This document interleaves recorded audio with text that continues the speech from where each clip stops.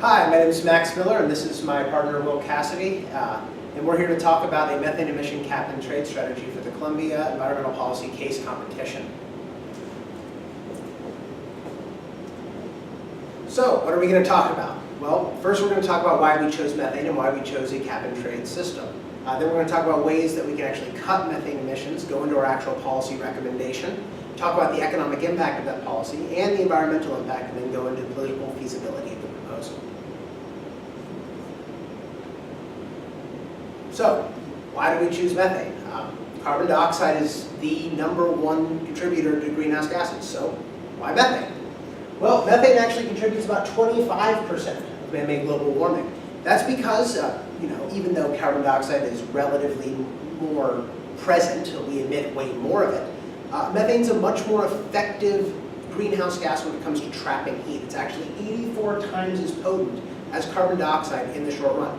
Now, in the long run, that number drops to about 26%, but it's still a very effective and potent greenhouse gas. We focus on livestock in the agricultural sector, which represents about half of the agricultural sector's emissions for our proposal. Now, how do we go about actually cutting methane emissions? Cows emit methane through two different processes. One is enteric fermentation, which is shown by this lovely comic to my left, and the second is through manure. The manure that cows produce actually emit methane into the air sort of blatantly. It just sits there and emits. There's some pretty simple ways we can actually reduce emissions through enteric fermentation.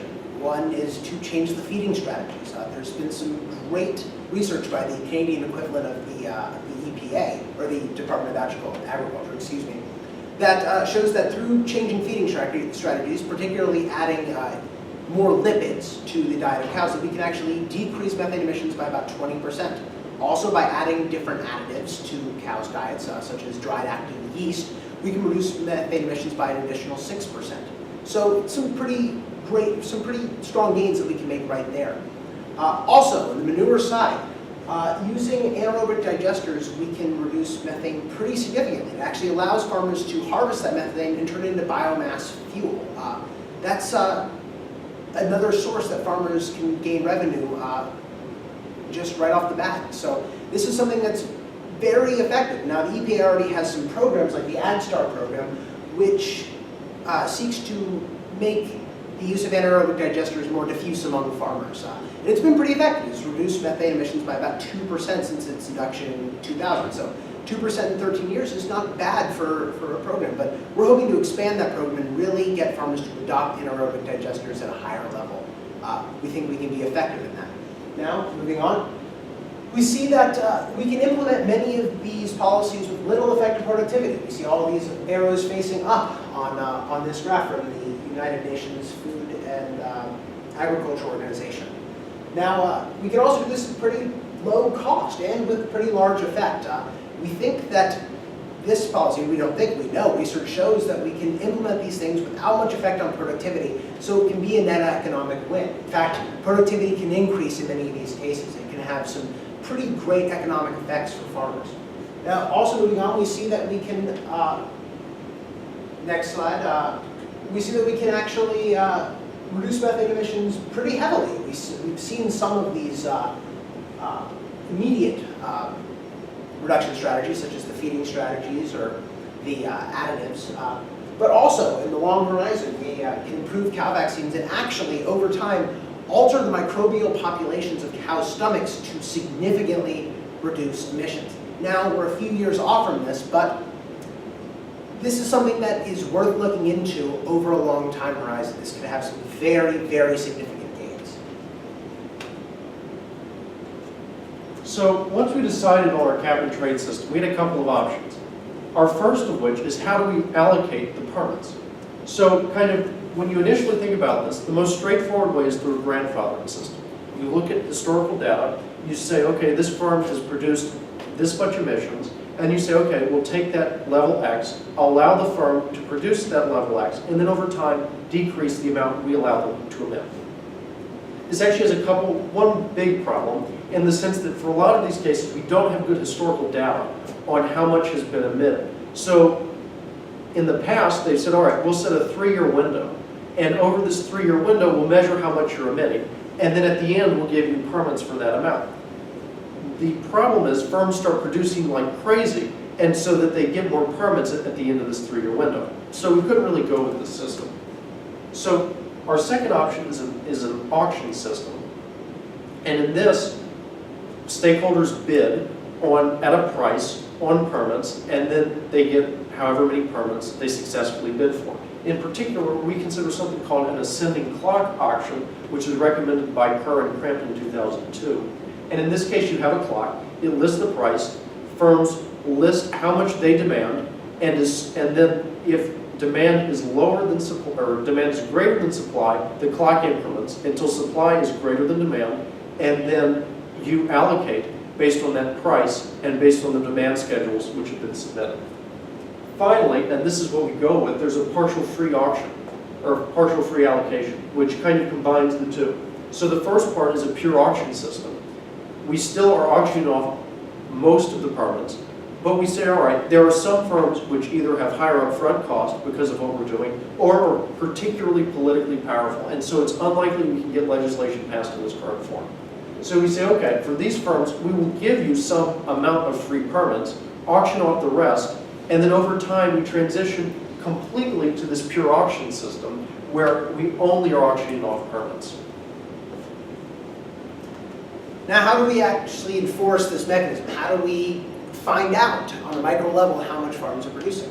Well, or how much methane farms are producing? Well, we want to use a system similar to what the IRS uses with income taxes. We want farmers to self-report their methane emissions. We do this by sending out a survey and asking them questions. What do you feed your cows? What's in it? What kind of vaccines do you give them? Questions like that that can get at how much methane they're producing. This is a process-based model of methane emissions. Now, this graph right here represents how much we're going to have to fine farmers that underreport. Now, we're not able to audit every farm. That's just ludicrous. There are 1.3 million livestock farms in the United States. There's absolutely no way we can audit these, not all of them. But if we're able to audit 0.1% or 1%, we see that if we have sufficiently high fines, that we're actually able to reduce farmers' incentive to shirk.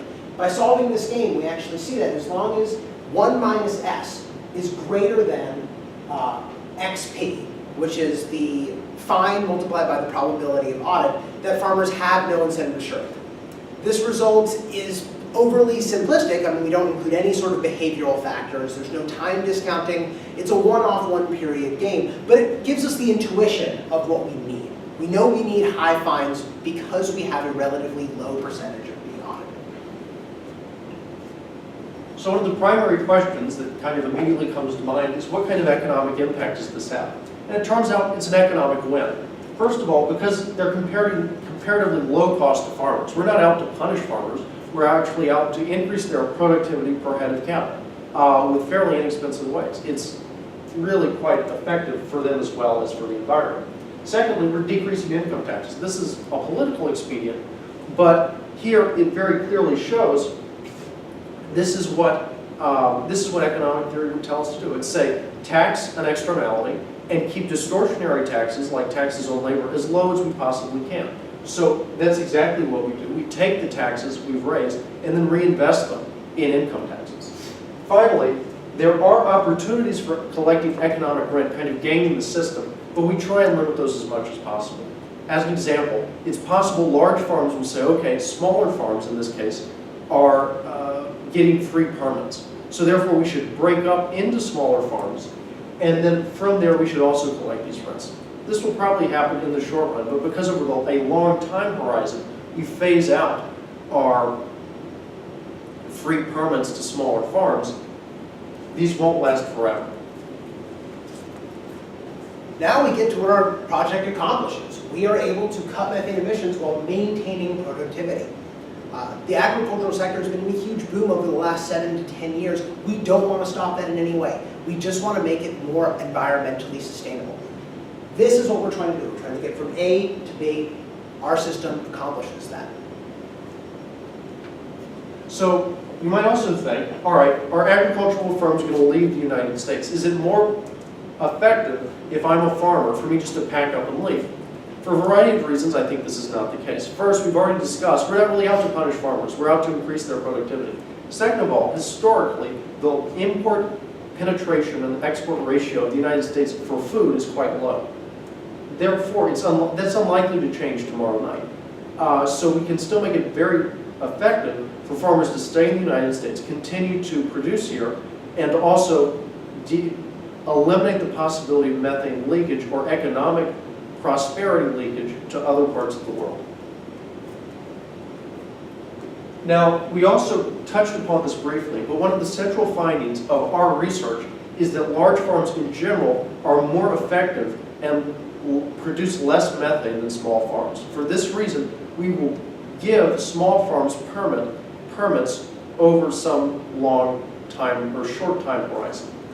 So one potential unintended consequence is that larger farms will break up into smaller farms over this shorter time horizon. And effectively, yes, this will happen. We can't, the way we've structured it, we can't help that. But what we can say is that because we eventually phase out these free permits, there in the long run is no incentive to be a smaller farm. Rather, people will transition to this large farm, which is in fact more efficient in terms of producing methane. Now for the environmental impact. We were able to cut methane emissions by 20 to 25% over a 10-year horizon with this policy. That also comes with a commensurate reduction in carbon dioxide and nitric oxide. Nitric oxide, like methane, is a very heavy gas and traps heat very well. We get all of this with this policy, and we do it while keeping economic gains over that horizon. This doesn't slow down the boom that we're seeing in the agricultural sector, it just makes it more environmentally sustainable. A tremendous policy improvement with the current methane regime, which essentially is nothing. We don't have any regulations in this area. It would seem like this would be pretty common sense legislation, but Will's going to tell you about some of the hurdles we have to tackle in order to get this thing passed. So when you think about legislation, kind of the traditional way is you take a bill, you pass it through committee, it passes either the House or the Senate, it passes the other side of Congress, and then is signed into law by the President. For a variety of reasons, I don't think that's possible with this legislation. Even when Democrats, who are traditionally more sympathetic to this kind of legislation, had supermajorities in both houses of Congress and the presidency, they were unable to pass cap and trade. Therefore, we started thinking about this, and we thought, well, what if we pass it as a rider? Both Barack Obama and Mitch McConnell have said one of the things they think they can work on is tax reform. Now, our design includes lowering income taxes. We are taking the revenue we raise and recycling it into lowering income taxes. Therefore, why don't we add this as a rider, as an amendment to this larger bill, which will probably pass through both houses and be signed into law, and get it through that way, kind of as a piggyback on this larger bill. The other great thing about this is that if Republicans are trying to pass some kind of revenue-neutral tax reform, this is a great sweetener to liberal Democrats who otherwise might be less likely to support the legislation. They are going to be more sympathetic to this if they understand that there are environmental protections included in this kind of legislation. And even if this doesn't work, we still have one option left. Since Massachusetts versus the EPA in 2000, there has been increasing leverage. The EPA has increased its authority to deal with GHGs. So the EPA can say, all right, even though we couldn't pass it through legislatively, we'll say, here are our targets. These this is our time frame.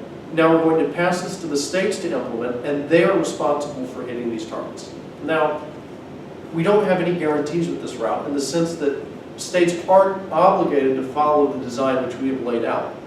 But the EPA can recommend that they use this system or a similar system, as well as setting hard and fast benchmarks. All right, thank you guys for listening. We look forward to hearing back from you. Thank you for your time.